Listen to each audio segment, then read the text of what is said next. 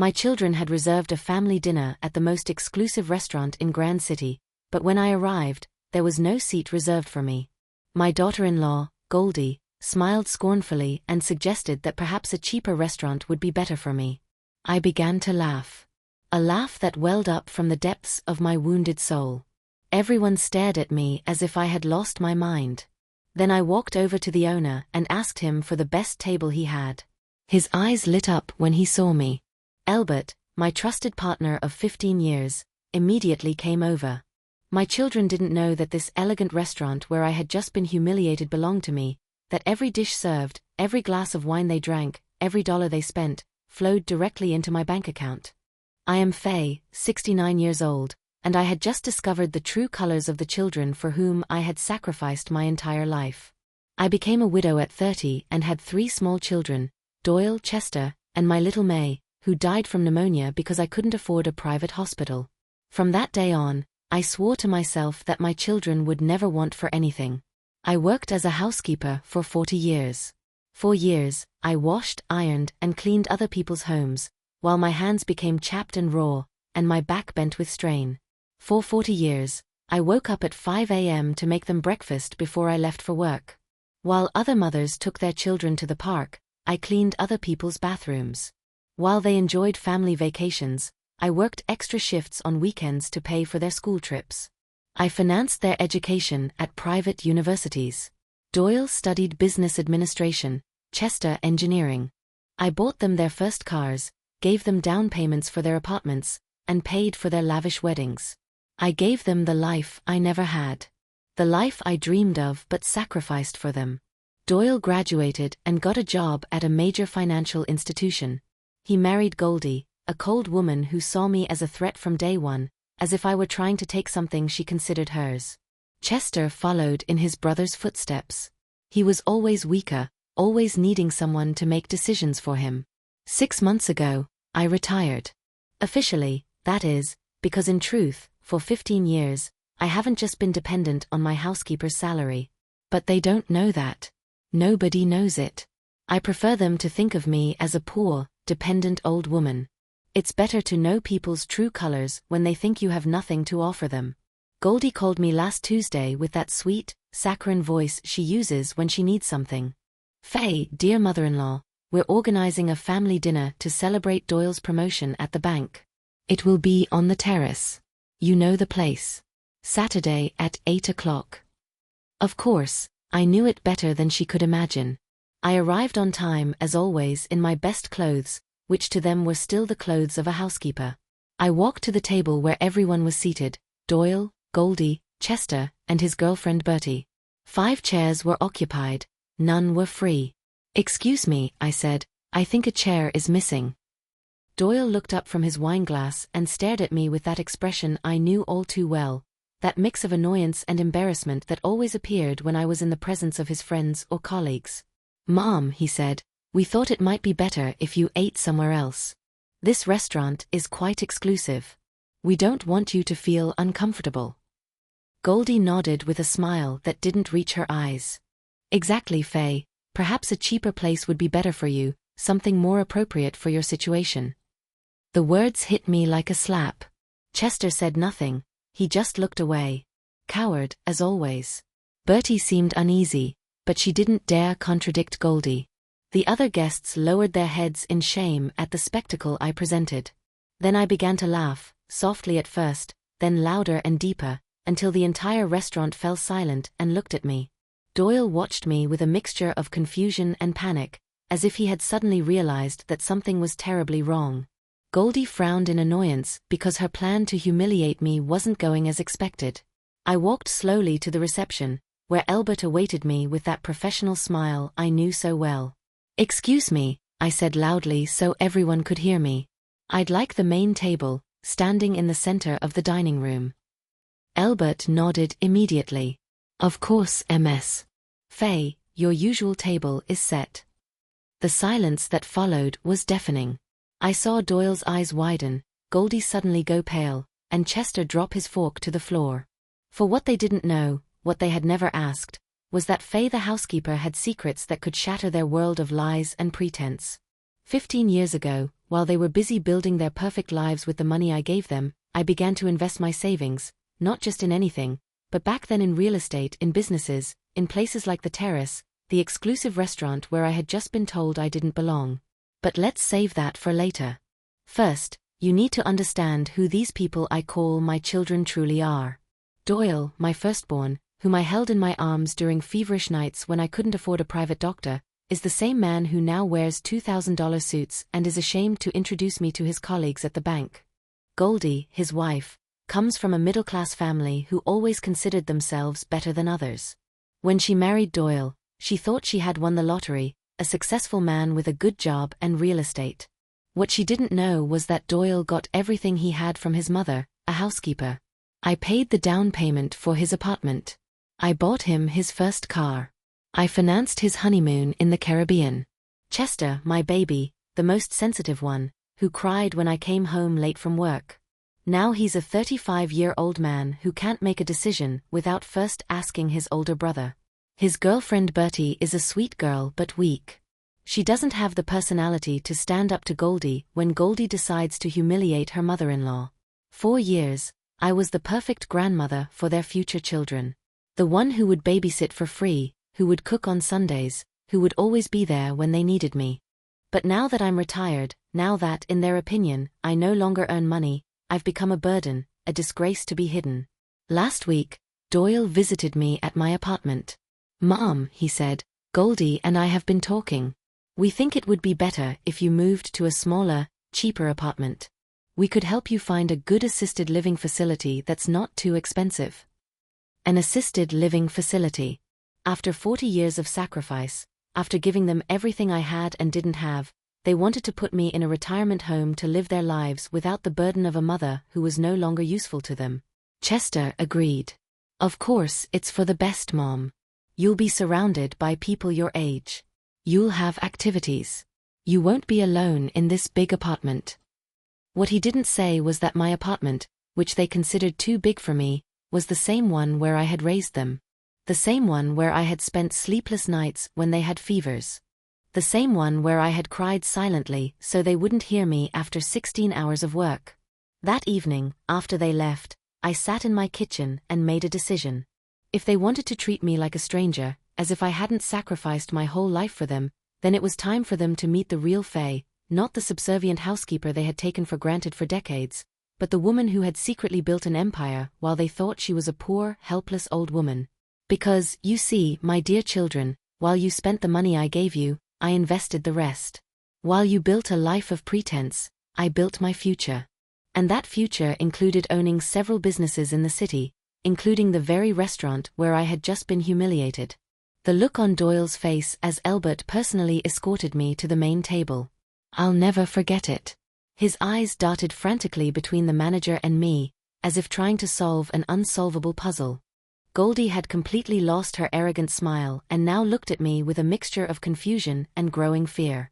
I sat at the best table in the restaurant, usually reserved for prominent figures and important politicians. Albert snapped his fingers, and 3 waiters immediately appeared. "The premium wine list, Miss Faye?" he asked with the reverence reserved only for true owners. "Of course, Albert, and please bring a bottle of Chateau Margaux 2010 for that table over there on the house." I pointed to where my children were sitting. Their faces now reflected absolute panic. Doyle stood up from his chair and walked with unsteady steps towards my table. "Mom," he whispered, "what's going on here? How do they know you so well? Why are they treating you as if you're the owner?" I finished his sentence with a serene smile. "Because I am, Doyle. I've been the majority owner of the Terrace for 15 years. Every time you've come here to celebrate your promotions, your anniversaries, your professional successes, you've spent money in my restaurant. Every bottle of wine you've drunk, every gourmet dish you've enjoyed, has flowed directly into my bank account." His face completely contorted. "That's impossible," he stammered. "Faye, you clean houses. You don't have money for something like that." "Ah, my dear son," I replied, "there's your first mistake. To think I'm poor because I clean other people's houses. To think I'm foolish because I sacrificed myself for you." Goldie staggered closer, visibly in shock. But Faye, how can you afford a restaurant like this? Where did you get so much money? Her voice had lost its former arrogance and now sounded small and scared. It's quite simple, dear daughter-in-law. While you spent the money I gave your husband, I saved every cent I had left over. While you lived your luxurious lives, thinking it was your rightful due, I invested in real estate, in businesses, in the future you didn't think I was capable of. But that's not all. Oh no, that's just the beginning. Because, you see, all these years I wasn't just a housekeeper, I was a silent observer. I saw how you treated me when you thought you needed something from me, and how you treated me when you thought I was useless to you. 3 months ago, I lost my cleaning job at the office because the company went bankrupt. I didn't tell you anything about it because I wanted to see how you would react. I wanted to see if you would offer me help, if you would care about my well-being, if you would at least ask how I was making ends meet. Instead, you exploited my supposed weakness to get rid of me. Doyle, do you remember our conversation last week? You suggested an assisted living facility for me. You said it would be better for me if I were among people my age. What you really told me was that you wanted me out of your life because you no longer considered me useful. Chester finally found the courage to approach our table. Mom, he stammered, we didn't mean it that way. We thought it would be better for you. I interrupted him with an icy glare. Chester, my dear, for 40 years I've known exactly what's best for me. To work until I have no strength left so you can have everything you want. To sacrifice my dreams so you can pursue yours.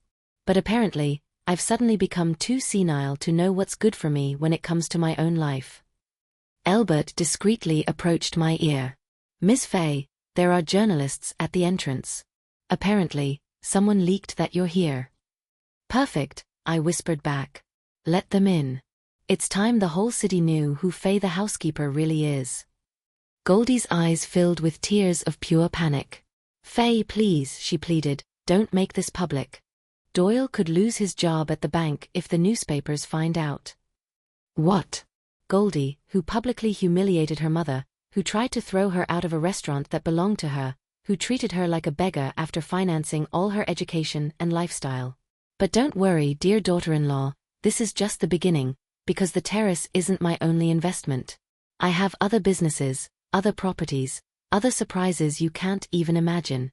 And now that you've shown your true colors, now that you've made it clear what you really think of me, it's time for you to learn the consequences of underestimating the woman who gave you life.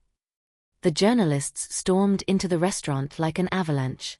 Cameras, flashes, microphones aimed at our table. Doyle tried to hide behind his napkin, but it was too late. Goldie covered her face with her hands, whispering desperately that this would ruin their reputation. Chester simply froze, as always, when things got heated. MS. Faye. A reporter called out, is it true that you own the terrace and other exclusive establishments in the city? I stood up with the dignity I had lost in decades of silent humiliation. That's right. I've been a majority shareholder of this restaurant for 15 years. I also have investments in other businesses that my children knew nothing about. But that's not the most interesting thing about this story, another journalist continued. We've been informed that your own children tried to throw you out of the restaurant just minutes ago, claiming you didn't fit into such an exclusive establishment. My smile widened. Precisely. My children, for whom I sacrificed 40 years of my life, believed they had the right to publicly humiliate me in my own restaurant. The cameras immediately turned to Doyle and Goldie. Sir, is it true that you tried to throw your mother out of the restaurant? They asked Doyle.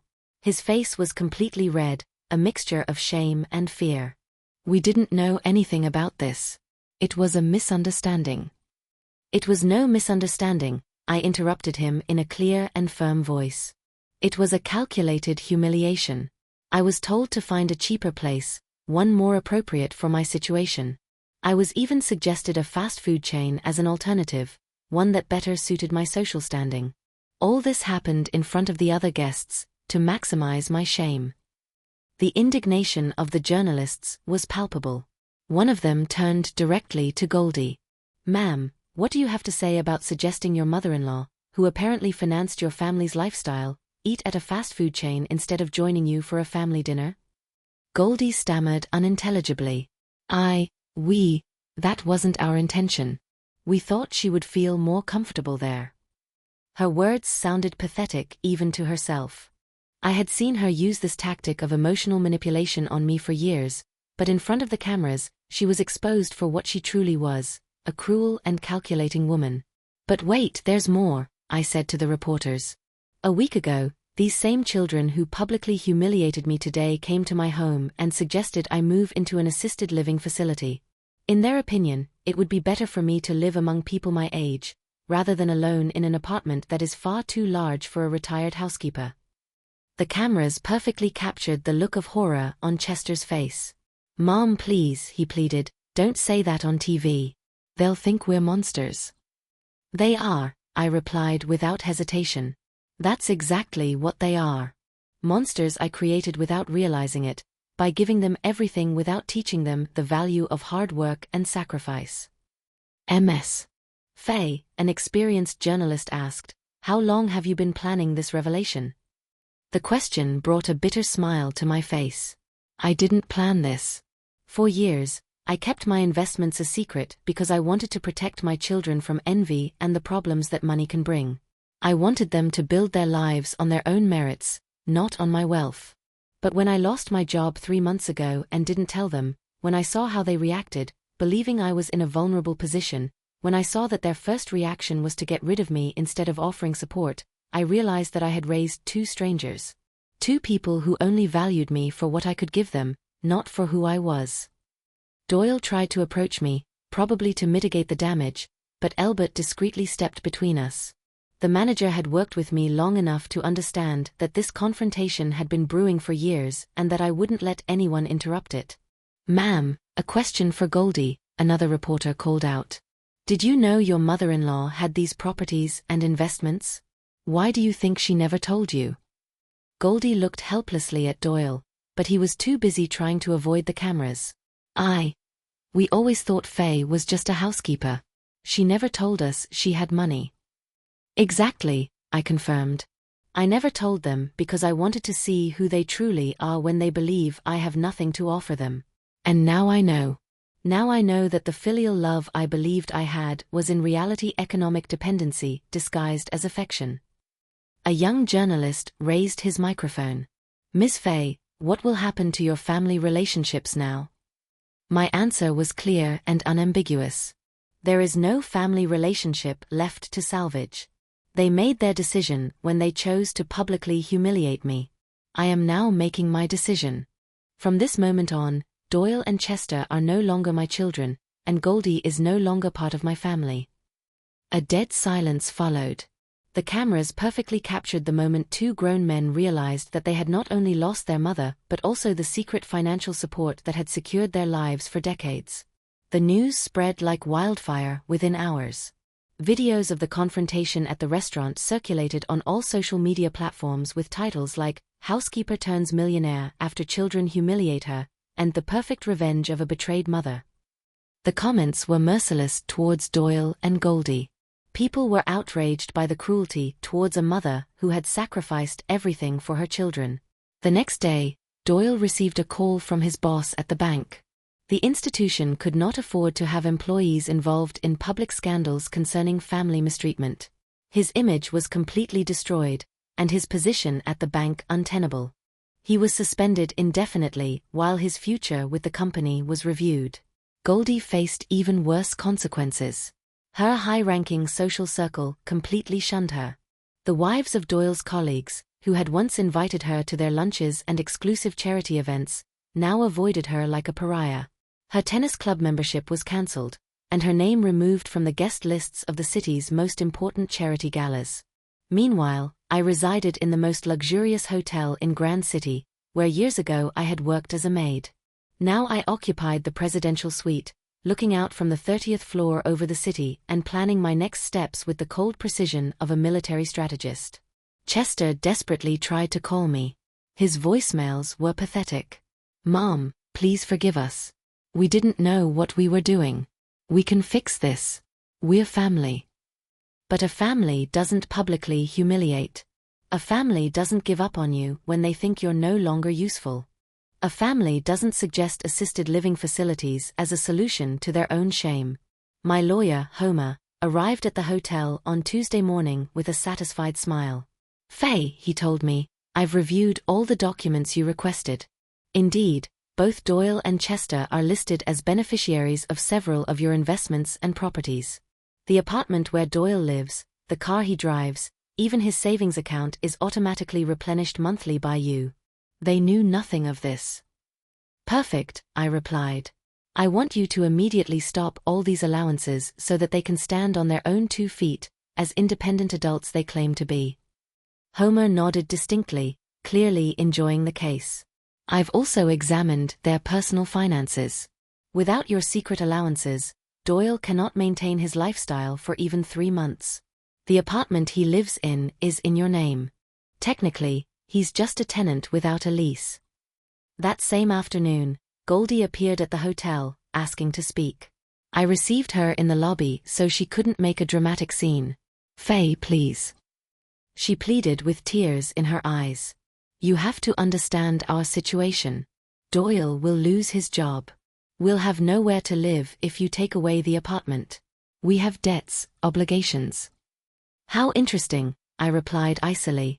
"Now you're worried about the financial consequences. When I lost my job 3 months ago, your first concern was how to get rid of me, not how to help me. When you thought I had no money, you publicly humiliated me. Now that you know I do have resources, you come with crocodile tears." Doyle appeared behind her, visibly distraught. "Mom," he whispered, "I know we made terrible mistakes, but we're your flesh and blood. We're your children. You can't just destroy our lives like this." My laugh echoed through the hotel lobby. "Destroy your lives. Interesting choice of words. I'm not destroying anything. I'm simply withdrawing the support you took for granted. You decided that Faye the housekeeper didn't deserve a seat at your table. Good, now you'll learn what life is like without Faye, the investor who financed your luxury from behind the scenes. You'll learn to live within your own means, just as I did for 40 years when I provided for you." Goldie attempted one last desperate maneuver. "Faye, if you make this public, if you take everything away from us, you'll suffer too. People will think you're a cruel mother who abandons her children." My smile grew even colder. "My dear Goldie, people already know exactly who abandoned whom. The videos are on all social media platforms. The whole world has seen how you tried to throw me out of my own restaurant." That night, I called Albert from my suite to coordinate the next steps. The media wanted exclusive interviews. Television producers offered me documentaries about my story. Magazine editors wanted articles about how I had secretly built my empire while working as a housekeeper. But I had more ambitious plans. It wasn't just about revenge, it was about rebuilding my life without the emotional leeches who had drained my energy for decades. It was about proving that a 69-year-old woman can start anew and be more powerful than ever. The next day, the next phase of my plan would begin. Doyle and Chester would discover that underestimating their mother had been the biggest mistake of their lives. The digital war began when Doyle and Goldie decided to tell their own story on social media. In their desperation to salvage their reputation, they posted a tearful video on Instagram, portraying themselves as victims of a vindictive and manipulative mother. Doyle spoke of how I had kept my wealth a secret to psychologically control them, while Goldie ranted that a real mother would never abandon her children over a simple misunderstanding. The video garnered thousands of views within hours, but not with the reaction they had expected. The comments were brutal. People vividly remembered the images of me being removed from the restaurant and them suggesting a fast food chain as a more appropriate alternative for my social class. Their attempts to portray themselves as victims only further damaged their public image. But I had something they didn't know. For years, every time they visited me in my apartment, every time they made disparaging remarks about my work or my lifestyle, I had recorded our conversations. Not out of malice, but because my memory wasn't as good anymore, and I wanted to remember the important things my children told me. I never thought these recordings would one day become my most powerful weapon. Homer helped me create my own YouTube channel. At 69, out of necessity, I became an influencer. My first video was titled, "The Truth Behind the Crocodile Tears." I published it on a Thursday evening, and by Friday morning, it already had 500,000 views. In the video, I played audio recordings where Doyle literally told me I was a financial burden, where Goldie mocked my cheap clothes to her friends, and where Chester suggested it would be better for everyone if I moved away because my presence embarrassed them when they had important guests. The most devastating recording came from 3 weeks before the restaurant incident. Doyle had supposedly visited my apartment, but in reality, he wanted to check my finances to calculate how much it would cost him to place me in an assisted living facility. On the recording, he could clearly be heard rummaging through my drawers for bank statements while telling me that people my age often suffered from dementia, and it was important for the family to control their resources before they were squandered. The public reaction was immediate and devastating for my children. Justice for Faye became a worldwide trending topic. Thousands of people shared their own stories of ungrateful children, sacrificial parents, and dysfunctional families. My story had struck a universal chord of familial grief. International media called me. CNN wanted an exclusive. Univision offered me an hour-long special. Netflix approached me with a proposal for a documentary about my life. Suddenly, Faye the housekeeper had become a global symbol of maternal dignity and intergenerational justice. Meanwhile, the consequences for Doyle and Goldie increased exponentially. The bank where Doyle worked released a statement completely disassociating itself from him. They could not afford to have their company name associated with someone who had publicly humiliated his elderly mother. His dismissal became final. Goldie lost her part-time job at the art gallery where she worked. The owners, a wealthy elderly couple, felt personally offended by her behavior towards me. Her social circle had completely excluded her. None of her former friends answered her calls. Chester tried to publicly distance himself from his siblings by posting a video in which he apologized and claimed he had been against mistreating me from the beginning. But I had recordings in which he actively participated in conversations about putting me in an assisted living facility and laughed at my attempts to dress nicely for his family gatherings. His apology video went viral for all the wrong reasons. People mocked him as a coward for trying to save himself by sacrificing his siblings, for brazenly lying even though audio recordings proved his complicity. Bertie, his girlfriend, broke up with him after the scandal affected her job as a teacher. The parents of her students didn't want their children taught by someone associated with a family that mistreated the elderly. The social pressure became unbearable for her. On Friday evening, I received a desperate call from the three of them. They had lost everything: jobs, relationships, their reputation, their social circle. They begged me for a meeting to try to reach an agreement. They wanted me to retract the recordings, to film a joint video talking about family reconciliation, to stop the media campaign that, in their opinion, was destroying their lives. I told them we could meet on Saturday at the Terrace, my restaurant. On my turf, on my terms. Not to reconcile, but for them to hear the conditions under which we could coexist on the same planet, without me continuing to publicly expose every one of their problems. They arrived on time, physically and emotionally shattered. Doyle had lost 20 pounds in a week. Goldie had deep dark circles under her eyes and had given up any pretense of elegance. Chester looked like a ghost of his former self. They sat opposite me at the same table where they had tried to humiliate me a week earlier. The irony was delicious. Now it was they who didn't belong in such exclusive places. Now it was they who looked out of place, uncomfortable, defeated. They had one last chance at redemption, but the terms would be very specific, very humiliating, and completely non-negotiable. I saw them sitting before me like chastised puppies and felt a strange mixture of power and sadness. These were the babies I had held in my arms, the children I had read bedtime stories to, the teenagers for whom I had worked double shifts to finance their whims. Now they were strangers, begging for mercy from the woman they had tried to destroy. "All right," I said in a calm voice. "You will listen to my terms without interrupting. First, you will film a public apology video in which you specifically acknowledge every single one of your actions. No generalities, no euphemisms. You will state exactly how you treated me, why it was wrong, and why you deserve the consequences you are now facing." Doyle opened his mouth to protest, but I stopped him with a look. "Second, you will repay every dollar I have invested in your lives over the past 20 years. The apartment, the cars, the weddings, the universities, the vacations, everything. My lawyer has calculated the total amount with interest, $950,000. Goldie's face completely contorted. Faye, that's impossible, she whispered. We don't have that money. Of course you don't, I replied, because you never learned to earn it. For decades, you lived like parasites off my sacrifices. Third, you will work to pay off these debts. I have several businesses that need cleaners, caretakers, and cooks. You will start at the bottom, as employees, earning minimum wage. Chester finally found his voice. Mom, you can't force us to work as housekeepers. Just like I did for 40 years to provide for you, I completed his sentence. Exactly that. You will learn what it means to wake up at 5 a.m., to work until your hands hurt, and to come home with no energy left for anything. You will live in the same type of building I lived in when I raised you. Small apartments, working-class neighborhoods, public transport.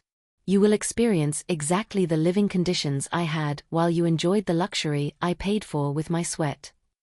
Goldie began to cry uncontrollably. This is pure revenge, Faye. This is cruelty. No, my dear, I replied.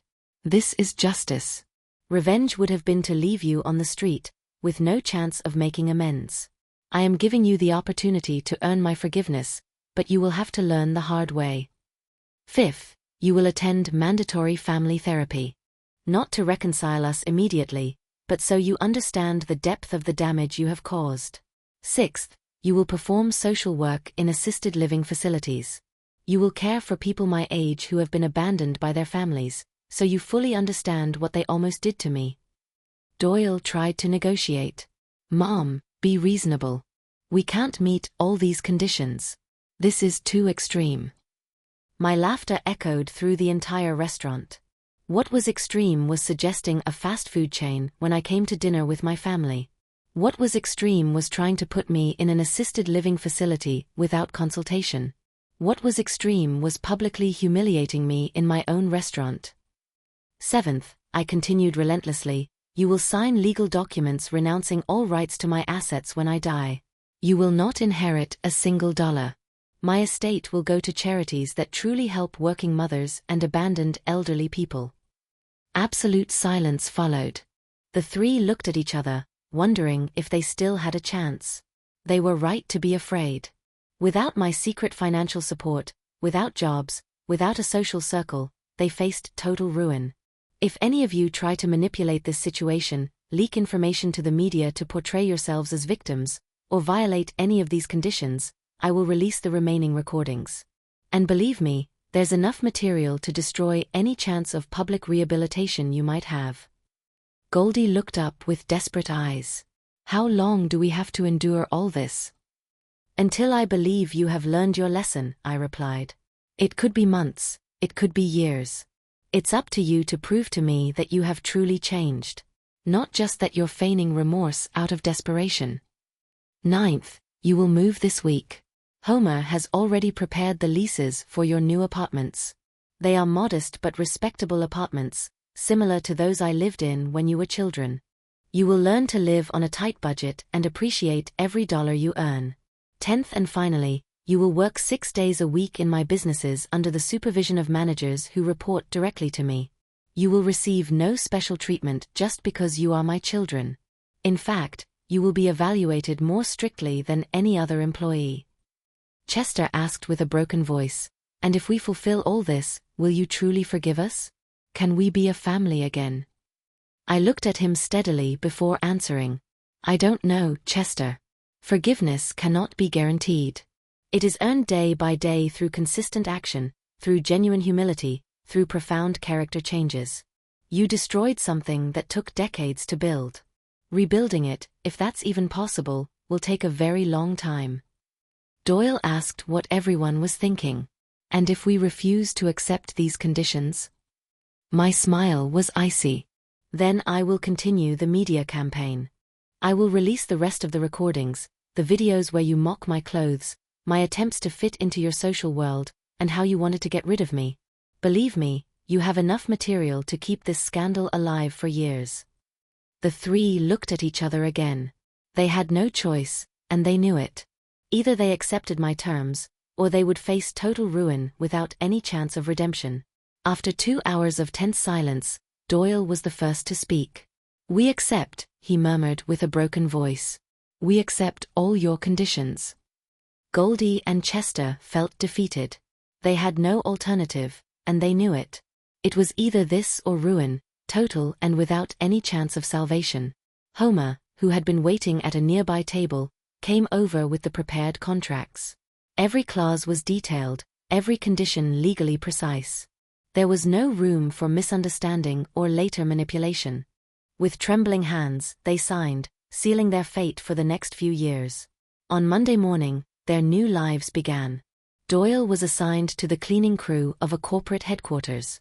The man who a week earlier had worn $2,000 suits now wore a blue uniform and lugged cleaning supplies. His former colleagues from the bank saw him mopping the floors in the lobby, and the humiliation in his eyes was visible from across the street. Goldie was sent to the kitchen of the Terrace, the same restaurant where she had humiliated me. She started with dishwashing, peeling vegetables, and scrubbing grease from the grill grates. Her hands, which previously only knew expensive creams and weekly manicures, were now chapped from industrial detergents and cut by kitchen knives. Chester was assigned to the maintenance of my properties. He repaired pipes, painted walls, and mowed lawns. The physical labor exhausted him at the end of each day. For the first time in his life, he understood what it meant to earn money with the strength of his hands. The first few weeks were brutal for them. Their bodies were not accustomed to hard physical labor. Doyle complained of back pain from bending to clean floors. Goldie secretly cried from the burns on her arms from hot oil. Chester developed calluses on his hands, which previously had only known computer keyboards. But the hardest part was not the physical work, but the constant social humiliation. Guests at the Terrace recognized Goldie from the viral videos, and some took photos of her washing dishes. The images circulated on social media with mocking comments about how far the woman who thought herself too elegant for her mother-in-law had fallen. Doyle faced the morbid curiosity of his former colleagues.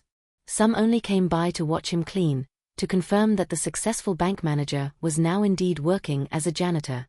His photos appeared in group chats with comments like, "Look how the guy who threw his mother out of the restaurant ended up." Meanwhile, I moved into a mansion in the most upscale district of Grand City. A property I had bought years ago but never occupied because I didn't want to arouse suspicion about my true financial situation. Now that I no longer had to maintain the facade of a poor housekeeper, I could openly live according to my true circumstances. The house had 10 rooms, sprawling gardens, a swimming pool, and a panoramic view of the city. It was everything I had dreamed of in the decades I had lived in small apartments and worked in other people's homes. For the first time in 40 years, I had housekeepers working for me, instead of me working for others. I hired Callie, a 50-year-old woman who had lost her job during the pandemic and needed a new start. Unlike my children, I treated her with respect, paid her a fair wage, provided her with health insurance, and gave her a comfortable room on the property. I wanted to show that economic power does not have to turn people into empathy-less monsters. My interviews on international television continued to create a stir. I appeared on Oprah, Ellen, and several CNN specials. My story inspired millions of older women who felt invisible or devalued by their families. I received thousands of letters from women sharing their own experiences of unrecognized maternal sacrifice. I founded a foundation called Invisible Mothers, which offered legal and financial support to older women abandoned, excluded, or financially exploited by their adult children. The response was overwhelming. Apparently, my situation was much more common than society wanted to admit. After 2 months of hard work, my children asked for a meeting. They wanted to show me that they had changed, that they had learned their lesson.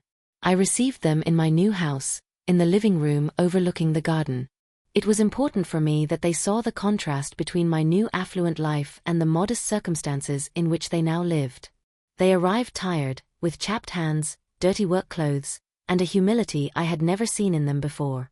Doyle spoke first. "Mom, these 2 months have been the hardest of our lives. We've understood what your work meant. The sacrifice you made for us. We never truly appreciated it." Goldie added, this time with genuine tears. "Faye, I know I was cruel to you. I know I treated you as if you were worth less than us. Now that I'm working in the kitchen and see how hard that work is, I understand that I should never have belittled your work." Chester, the most broken of the three, could barely speak. "Mom, forgive me. I was a coward who abandoned you when you needed me most. I don't know if you can ever forgive me, but I want you to know that I work every day to make amends for the harm I caused you." I listened to them in silence, wondering if their words were sincere or just another desperate manipulation. Time would tell. 6 months after that meeting, something fundamentally changed in my children. It wasn't just the physical exhaustion from hard work, but a profound change in their character. Doyle had developed a genuine humility he had never possessed before. When he cleaned offices, he greeted all employees respectfully, from executives to security guards. He had learned that honest work, no matter what kind, earned respect. Goldie had become one of the terrace's most dedicated employees. The chefs respected her because she never complained. She came in early and stayed until everything was spotless. She had learned to appreciate every dollar she earned because now she knew exactly how much effort it took to earn it. Chester had found an unexpected calling in maintenance.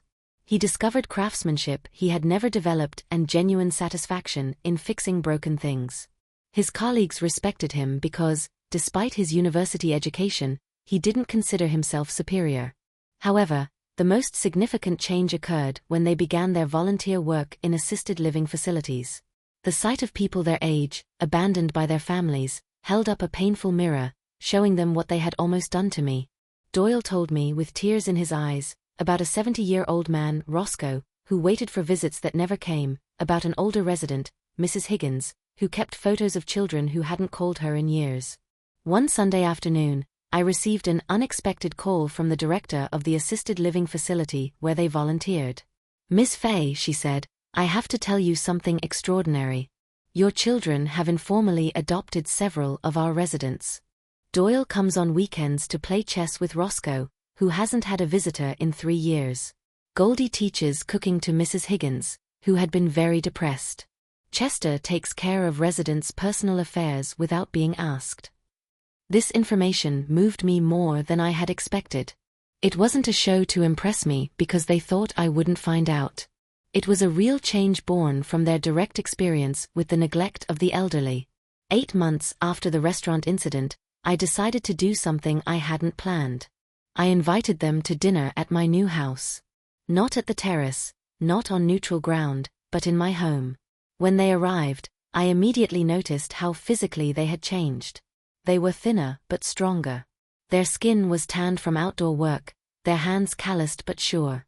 Callie prepared a simple but delicious dinner for us. During the meal, we talked like we hadn't in years. They told me about their work, about the people they had met, about the lessons they had learned. There were no prejudices, no lies, no ulterior motives. They were real conversations between real people.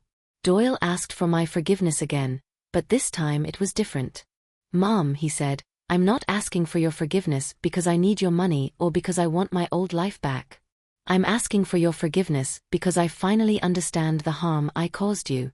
I understand that I stole the dignity you earned in 40 years of deprivation."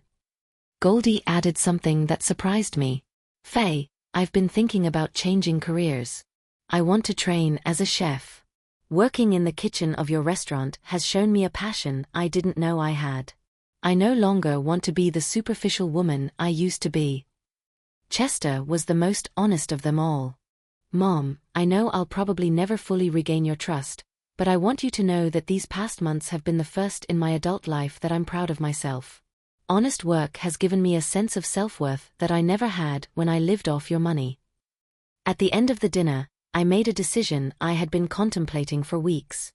I told them they could stop working in my businesses if they wanted. They had completed 8 of the originally agreed-upon 12 months, but their transformation was evident. To my surprise, all 3 wanted to continue. Doyle wanted to keep working as a concierge until the end of the year. Goldie asked to stay in the terrace kitchen while she studied gastronomy. Chester wanted to continue working in maintenance because he had found his true calling. A year after the incident that changed our lives forever, we organized a real family dinner. This time at the terrace, but in the restaurant kitchen, not the elegant dining room. Goldie cooked for us. Chester had repaired the table where we ate, and Doyle had polished every surface sparkling clean. It wasn't a completely magical reconciliation. Deep wounds take time to heal completely, but it was a genuine start. For the first time in decades, I had dinner with people who valued me for who I was, not for what I could give them. As I drove back to my mansion that evening, I reflected on the past year. I had lost children who were effectively strangers, but I had found real people worth getting to know. I had lost emotional parasites but gained a family that had earned the right to exist. I didn't regret raising them. I only regretted not understanding sooner that kindness should never be practiced at the expense of self-destruction, that true maternal love sometimes requires painful lessons to shape worthy individuals. At 70, I had learned that it's never too late to demand the respect you deserve. 5 years have passed since that night that changed our lives forever. Today, as I write these lines in my study overlooking the garden I love so much, I can say with certainty that God's decision to liberate my life was also the most freeing. Doyle never returned to the banking world. After his year as a janitor, he decided to study hotel management, and now he manages 2 of my smaller properties. Not because I gave them to him, but because he earned them from the ground up, learning every aspect of the business. His employees respect him because he knows exactly what every job he assigns them entails. 2 years ago, he divorced Goldie, not out of resentment, but because both had changed so much that they no longer fit together. She had found her passion in gastronomy, and he had discovered that he valued simplicity more than social conventions. It was an amicable separation between 2 people who had grown in different directions. Goldie graduated as a professional chef and is now the head chef at the Terrace. Her transformation was the most dramatic of all. The woman who once mocked my clothes now proudly wears her chef's uniform, marked by sweat and honest work. Her dishes have garnered national recognition, and several renowned restaurants have offered her better-paying positions, but she prefers to stay where she learned the true value of work. She married one of the restaurant's suppliers, a simple man who appreciates her dedication and her story of redemption. They have a little daughter, Esperanza, my first true grandchild. Not because she is biologically the first, but because she is the first to be born into a family that understands the value of genuine relationships. Chester found his soulmate in community work. He met a social worker named Carmen at one of the assisted living facilities where he volunteered. They married a year ago in a simple ceremony filled with true love. Together, they founded a company specializing in adapting homes for the elderly. Their work gives them purpose and allows them a dignified livelihood. I now have 3 more grandchildren, Chester and Carmen's 2-year-old twins, who fill my house with laughter on Sundays when they come for lunch. Seeing Chester as a father showed me the man he could have always been but never became due to circumstances. My Invisible Mothers Foundation has expanded internationally. We have offices in 12 countries and have helped more than 10,000 elderly women regain their dignity and rights. The case I am most proud of is that of an 80-year-old woman in Colombia whose children had placed her in a home against her will to get her house. Our lawyers not only recovered her property but also established a precedent that protects other elderly people in similar situations. I have written 3 books about my experiences. The first, The Invisible Housekeeper, became an international bestseller and was adapted into a Netflix series. The rights to the story have generated millions of dollars, which go directly to the foundation. It is ironic that the story of my humiliation became a source of dignity for thousands of other women. Callie, my housekeeper, has become much more than that. She is my housemate, my confidant, my chosen family. When her grandchildren visit, my house is filled with a joy I never experienced when my own children were small. Because this relationship is based on mutual respect, not obligation or guilt. At 74, I am in excellent health. I do yoga in my garden every morning, swim in my pool, and travel frequently to give lectures on dignity in old age and healthy family relationships. I now have more energy than when I worked as a housekeeper because I am finally living for myself, not just for others. My children and I have dinner once a month. Not out of obligation, but because we genuinely enjoy each other's company. Our conversations are real, our laughter is sincere, and our love is earned, not taken for granted. When Esperanza calls me Grandma Faye, with that smile that lights up the whole room, I feel a connection I never had with the abstract idea of being a grandmother. The restaurant where it all began has become a symbol of second chances. We have a policy of hiring people who have experienced hardship, single mothers, older people who have lost their jobs, former convicts who want to reintegrate into society. The Terrace is not just a thriving business, it's a community of people who understand the value of earned dignity. Albert, my trusted partner, retired last year. At his farewell party, he told me something I will never forget. Faye, in the 15 years I worked with you, I never saw the poor housekeeper you pretended to be. I always saw the shrewd businesswoman you truly are. I just hoped that one day you would see that too. I have fully forgiven my children, but not because I have forgotten what happened. I have forgiven them because they chose to change, because they earned that forgiveness, because they became people who deserve my love and respect. Forgiveness was not a gift, but the result of years of genuine effort on their part. My lawyers suggested I change my will and reinstate my children. I have decided to leave them a portion of my assets, but the majority will continue to go to the foundation. They have learned to live on their own means, and that independence has made them stronger. As I ate breakfast on my terrace this morning, I thought about the question all journalists ask me: do I regret taking such drastic measures? The answer remains no. Sometimes, true love requires decisions that seem cruel but are necessary for growth. I do not regret raising them.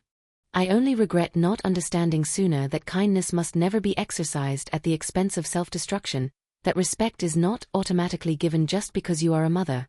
You earn it through consistent action, and it is never too late to demand the dignity you deserve. I always tell new mothers, love your children enough to teach them that relationships require reciprocity, that love without respect is just manipulation, and that your worth as a person does not depend on how much sacrifice you are willing to make. Today, I am a complete woman, not just a sacrificial mother.